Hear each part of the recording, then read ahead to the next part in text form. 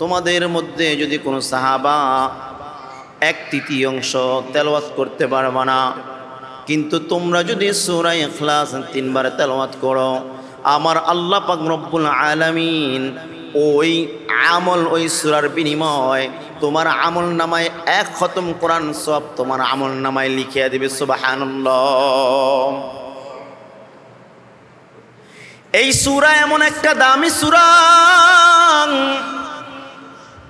এমন কোন ব্যক্তি নাই সূরা ইখলাস কুল হুয়াল্লাহু আহাদ আল্লাহুস সামাদ লাম ইয়ালিদ ওয়া লাম ইউলাদ এই সূরাটা পড়তে পারবে না, পড়তে জানে না। এমন একটা দামি সূরা। কুবার মধ্যে, কুবাই মসজিদের মধ্যে আব্দুল্লাহ ইবনে মাসউদ ইমামতি করতেন। আব্দুল্লাহ ইবনে মাসউদের কণ্ঠ এত ভালো ছিল, এত সুন্দর ছিল, যেন কোরআন তেলাওয়াত করতেন যেন জান্নাতি সুর তার মধ্যে প্রতিহিত হইত। সুবহানাল্লাহ। আব্দুল্লাহ ইবনে মাসউদ নামাজের দ্বিতীয় রাকাতে সূরা ইখলাস প্রতিবার পাঠ করেন। সাহাবায়ে কেরামরা আরজ করল, পয়গম্বর, আপনার সাহাবী আব্দুল্লাহ ইবনে মাসউদ একই সূরা বারবার তেলাওয়াত করে আমরা তার প্রতি বিরক্ত হয়ে গিয়েছি। আল্লাহর নবী পয়গম্বর আব্দুল্লাহ ইবনে মাসউদকে ডাকলেন, ও আব্দুল্লাহ ইবনে মাসউদ, তোমার মুসল্লিরা বলতেছে তুমি নাকি 1 সূরা বারবার তেলাওয়াত করো, 1 সূরা বারবার তেলাওয়াত করো, কেন সূরা ইখলাস বারবার তেলাওয়াত করো?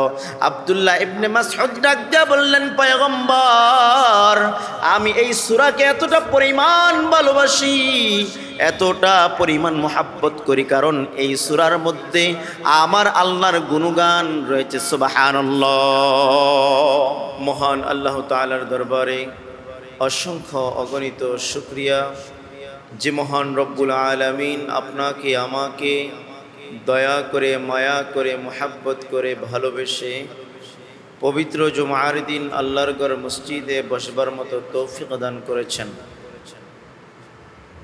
আপনার মতো, আমার মতো অসংখ্য মানুষ যারা নাকি দুনিয়াবি কাজের মধ্যে নিয়োজিত আছে, কিন্তু আল্লাহ তাআলা আপনাকে আমাকে সুস্থ এবং সবল রেখে দুনিয়াবি সর্বকাজ থেকে নিজেকে ফারেক করে আল্লাহ ভালোবেসে মোহাব্বত করে আগে আগে বসবার জন্য তৌফিক দান করেছেন। এজন্য কালিমাতুশ শুকর আদায় করি, আলহামদুলিল্লাহ। আগে আগে বসবার যেই ফজিলত জুমার দিন আমরা অনেকেই জানি, কিন্তু এটা আমরা মানি না। পৃথিবীর মধ্যে সকল শ্রেণীর মানুষ সবাই চাই কিভাবে লাভ করা যায়, কিভাবে আমার উন্নতি করা যায়। কোনো মানুষ চায় না যে আমি ক্ষতির মধ্যে চলে যাই, ক্ষতি সাধন হোক, আমার দ্বারা ক্ষতিগ্রস্ত হোক। প্রত্যেক মানুষ চায় কিভাবে লাভবান হওয়া যায়, কিভাবে কোন জিনিস থেকে উপকার পাওয়া যায়, লাভবান হতে পারি, সেই প্রচেষ্টা, সেই চেষ্টা নিজের মধ্যে তৈরি করে।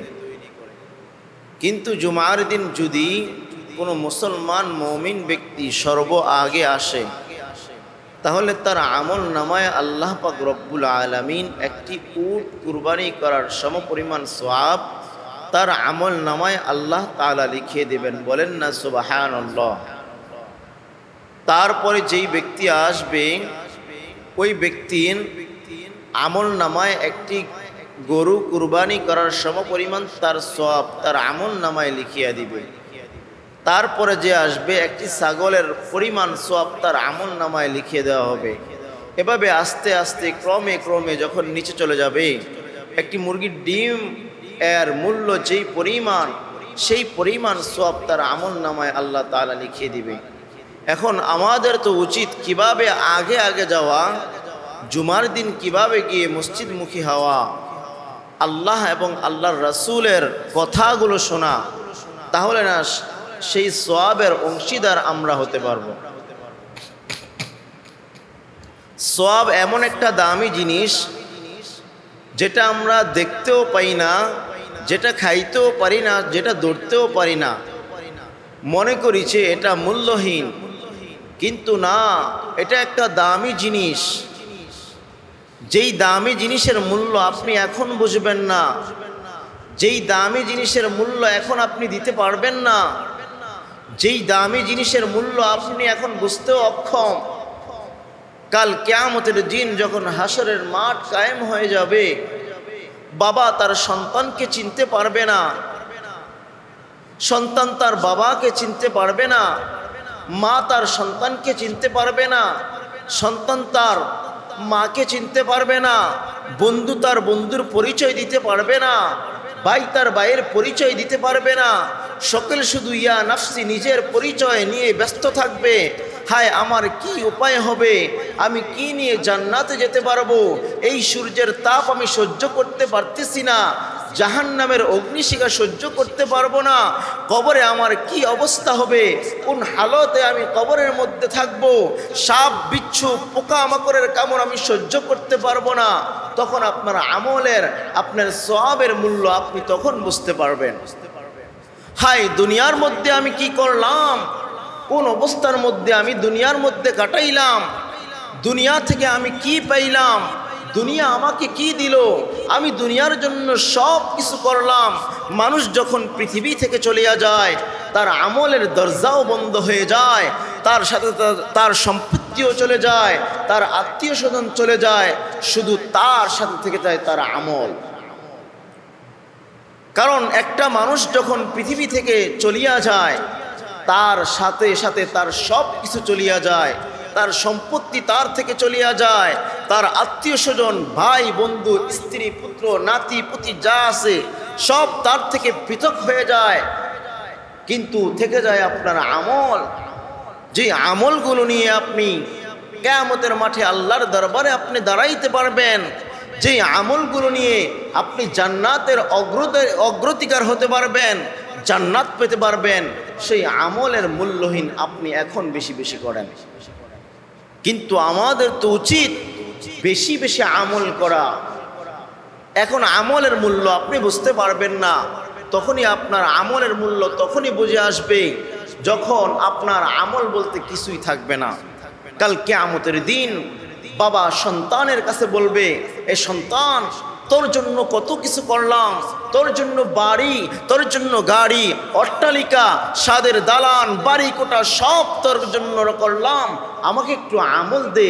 সন্তান বলবে, বাবা আমি তোমাকে চিনি না, আমার আমল দ্বারা কি আমি জান্নাতে যেতে পারবো, সেই চিন্তায় আমি ব্যস্ত। তো আমাদের আমল বেশি বেশি করার দরকার।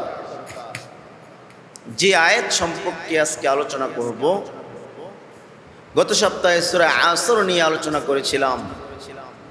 কারণ সময় একটা দামি জিনিস, মানুষের মাঝ থেকে যখন সময় চলিয়া যায়, মানুষের মাঝ থেকে যখন সময় হারিয়ে যায়, তার জন্য আফসোস করে কোনো লাভ নাই, লাভ হবে না।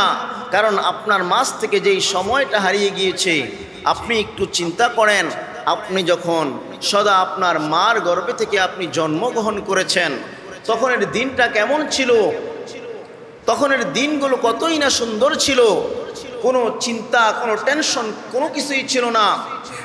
আপনি কিশোর বয়সে আপনার কোনো চিন্তা চেতনা নাই, কিভাবে আপনার সংসার চালাবেন, কিভাবে আপনি পরিপাটি হবেন, কিভাবে আপনি উন্নতি হবেন, সেই চিন্তা আপনার মধ্যে ছিল না। দিন যতই চলছে, দিন যতই বাড়ছে, বয়স যতই দিন দিন বেড়ে চলছে, শুধু অসুস্থ টেনশন, পরিবারের টেনশন, বাড়ির টেনশন, গাড়ির টেনশন, কিভাবে উন্নতি করা যায়, কিভাবে 10 তলা বিল্ডিং করা যায়, কিভাবে উপর ওঠা যায়, শুধু টেনশন আর টেনশন। তো সময় যখন ফুরিয়ে যাবে, তখন আফসোস করে লাভ হবে না। তো এই সপ্তাহে আলোচনা করব সূরা ইখলাস, সূরাতুল ইখলাস নিয়ে। এই সূরা ইখলাস কেমন একটা দামি সূরা, একটা মূল্যবান সূরা। সাহাবারা এই সূরা বেশি বেশি পাঠ করতেন, তার মর্যাদা দিতেন, এত পরিমাণ পাঠ করতেন, তাদের কাছে এই সূরাটাই প্রিয় ছিল। এই সূরাটাই তাদের কাছে দামি ছিল। আল্লাহ পাক রব্বুল আলামিন বলেন, কুল হুয়াল্লাহু আহাদ আল্লাহুস সামাদ লাম ইয়ালিদ ওয়া লাম ইউলাদ ওয়া লাম ইয়াকুল লাহু কুফুয়ান আহাদ।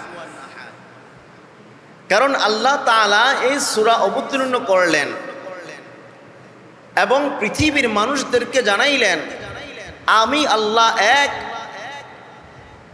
আমি আল্লাহ এক, আমার কোনো সন্তান কোনো সন্ততি নাই, আমি আল্লাহর কারো মুখাপেক্ষী নই, আমি আল্লাহর কারো কাছ থেকে তৈরি হই নাই, আমি আল্লাহ এক, আমি আল্লাহ কারো থেকে জন্মও নেই নাই। তো এই আয়াতের প্রেক্ষাপট আল্লাহ তাআলা এই সূরাটা নাজিল করেছেন। কাফেররা মুশরিকরা যখন রাসূলুল্লাহ সাল্লাল্লাহু আলাইহি ওয়াসাল্লামের কাছে আসলেন, আয়েশা বলতেছে, ও আব্দুল্লাহর পুত্র মুহাম্মদ, বলো তো দেখি, আমরা যেই খোদাকে মানি সেই খোদা তো মাটি দ্বারা তৈরি, তার একটা আকার আকৃতি আছে, তার একটা গঠন আছে, তার একটা স্রোত আছে, তাকে দেখা যায়, তাকে ধরা যায়। তোমার খোদাকে তো ধরা যায় না। মহানবী সাল্লাল্লাহু আলাইহি ওয়াসাল্লাম বললেন, আমি যে আল্লাহর কথা বলতেছি সেই আল্লাহ হলেন এক, তিনি এক, অদ্বিতীয় কোনো খোদা নাই, তার কোনো সমকক্ষ নাই, তিনি কারো কাছ থেকে জন্মও নেয় নাই, কাউকে জন্ম তিনি দেন নাই। কুন ফায়াকুন, যখন তিনি বলেন তখন সব কিছু সৃষ্টি হয়ে যায়। আল্লাহ পাক রব্বুল আলামিন নূরের দ্বারাও তিনি তৈরি হন নাই। যদি নূরের দ্বারা তিনি তৈরি হইতেন তাহলে দেখা যেত তিনি নূরের মুখাপেক্ষী হয়ে যাইতেন। কারণ ফেরেশতাদেরকে নূর দ্বারা তৈরি করা হয়েছে। আগুন দিয়ে তিনি তৈরি হন নাই।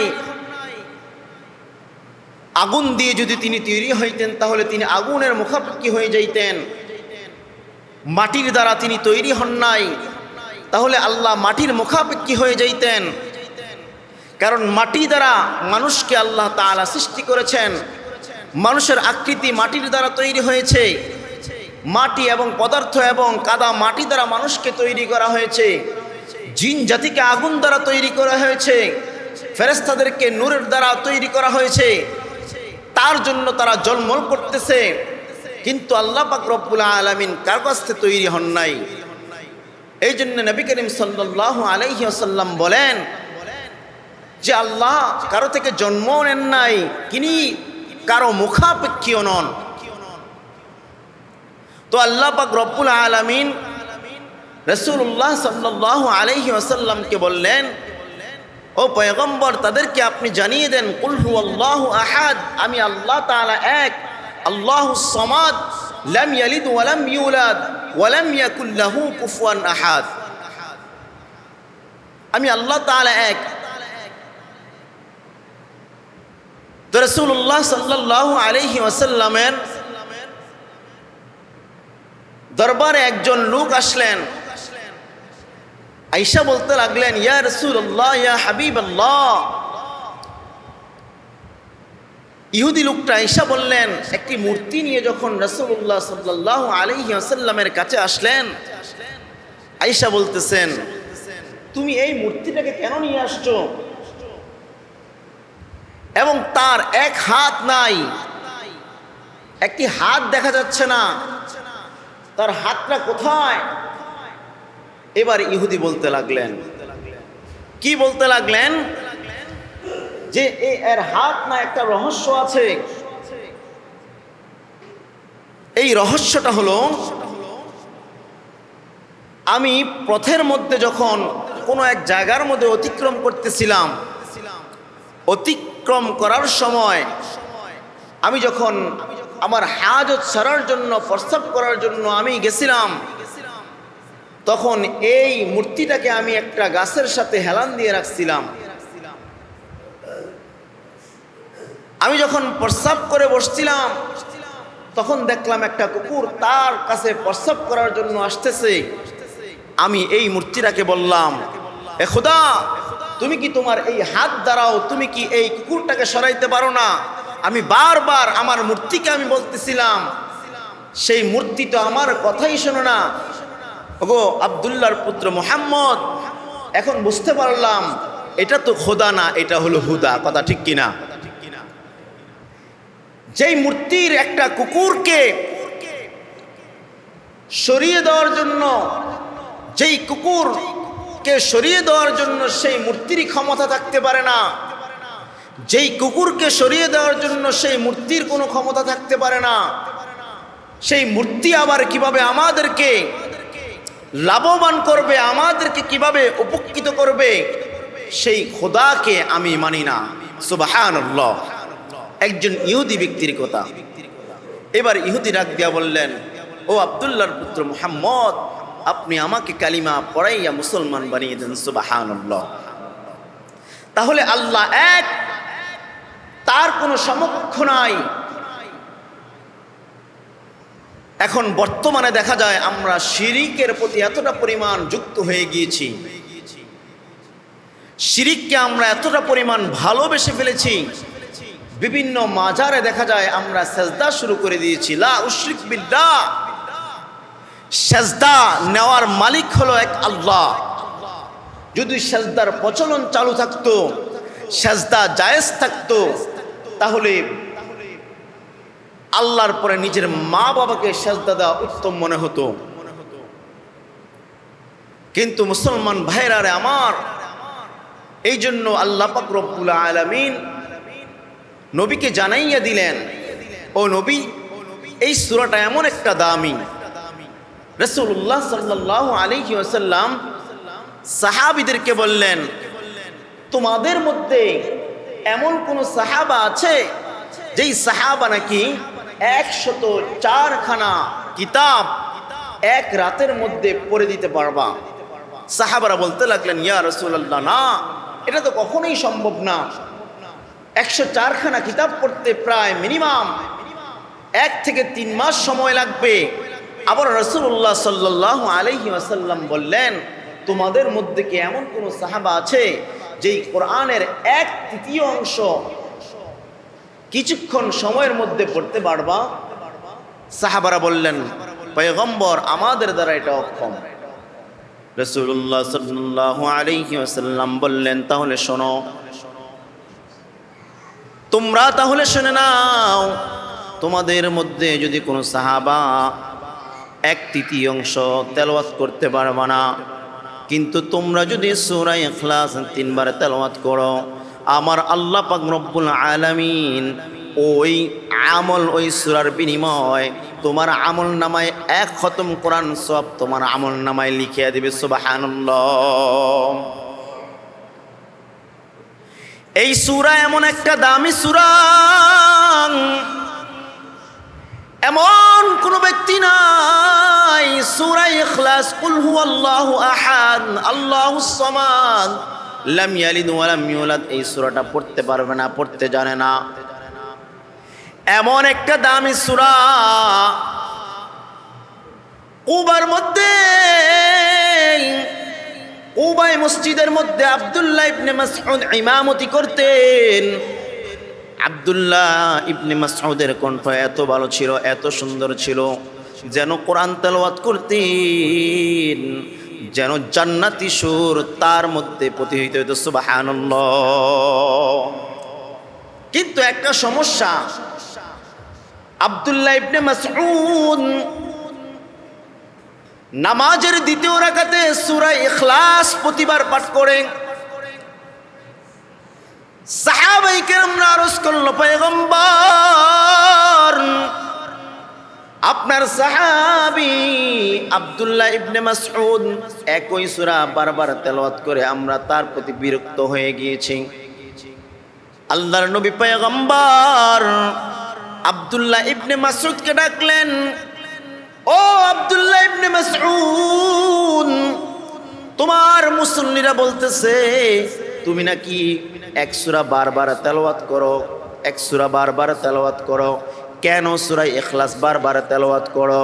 আব্দুল্লাহ ইবনে মাসউদ ডাক দিয়া বললেন, পয়গম্বর, আমি এই সূরাকে এতটা পরিমাণ ভালোবাসি, এতটা পরিমাণ মোহাব্বত করি, কারণ এই সূরার মধ্যে আমার আল্লাহর গুণগান রয়েছে। সুবহানাল্লাহ। এবার আল্লাহর নবী ডাক দিয়া বললেন, আব্দুল্লাহ,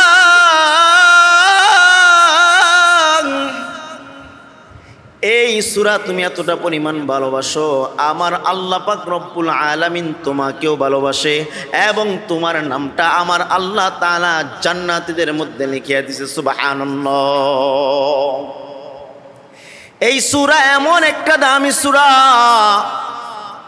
সূরাতুল ইখলাস এমন একটা দামি সূরা। আল্লাহর নবী একদিন জিবরাইলের সাথে কথা বলতেছেন, কথোপকথন করতেছেন, কথা বলতেছেন। জিবরাইল পয়গম্বরকে ডাক দিয়া বললেন, পয়গম্বর, ওই যে আপনার সাহাবী আবু যর আসতেছে। আল্লাহর নবী জিবরাইল আলাইহিস সালাতু ওয়াস সালামকে ডাক দিয়া বললেন, তুমি আবার আবু যরকে কিভাবে চিনো? জিবরাইল আলাইহিস সালাতু ওয়াস সালাম ডাক দিয়া বললেন, পয়গম্বর, আমি নই, আসমানের যত ফেরেশতা আছে আমার আল্লাহ আবু যরকে চিনে। সুবহানাল্লাহ। আল্লাহর নবী ডাক দিয়া বললেন, ও জিবরাইল, কেন আবু যরকে আল্লাহ তাআলা ফেরেশতারা চিনে?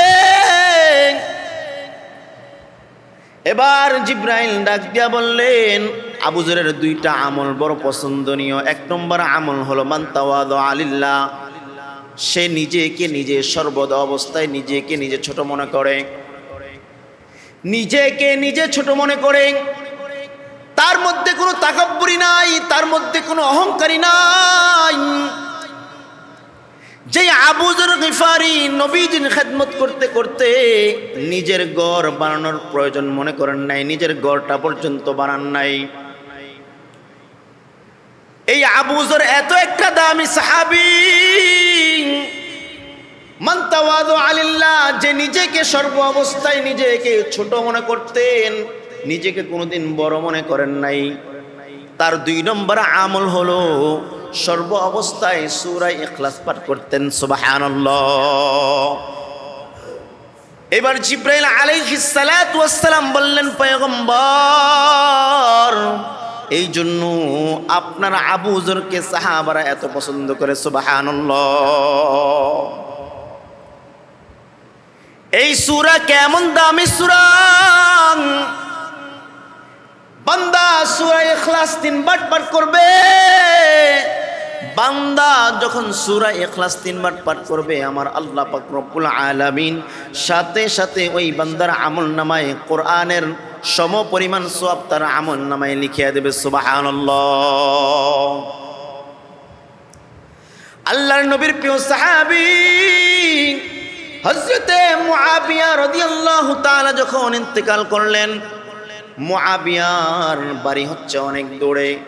আল্লাহ পাক রব্বুল আলামিন জিবরাইল আলাইহিস সালাতু ওয়াস সালামের মাধ্যমে বললেন, আপনি মুআবিয়ার জানাজার মধ্যে হাজির হয়ে যান। আল্লাহর নবী পয়গম্বর ডাক দিয়া বললেন, জিবরাইল, ওই মুআবিয়ার বাড়ি তো অনেক দূরে, আমি কিভাবে যাব?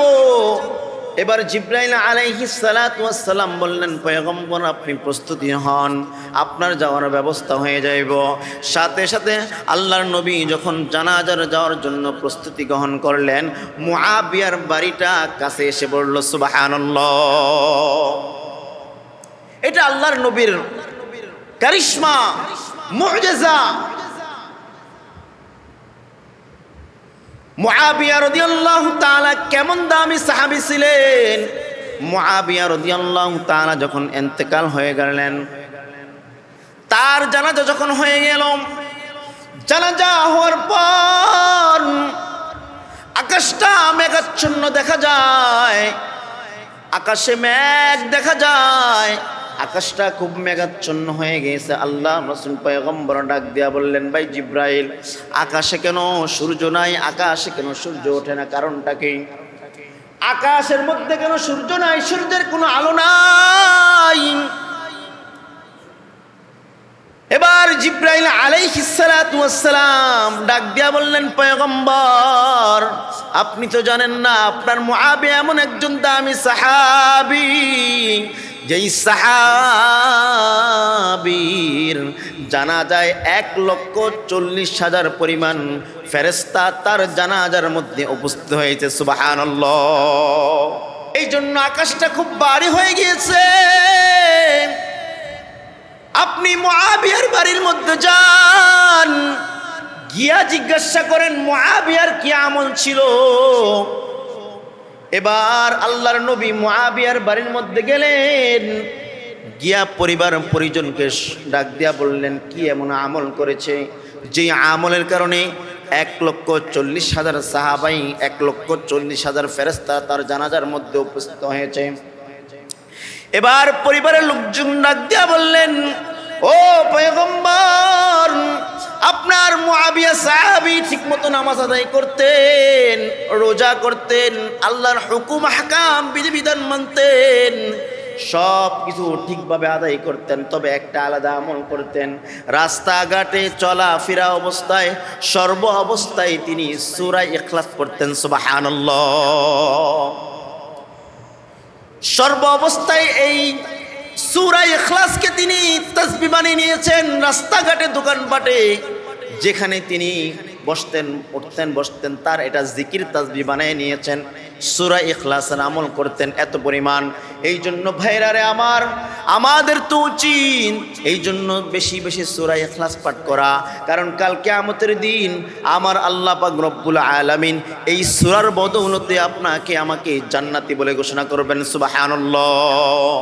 আল্লাহ পাক রব্বুল আলামিন আমাদেরকে এই সূরাতুল ইখলাস বেশি বেশি আমল করার তৌফিক দান করুন। সবাই বলি আমিন।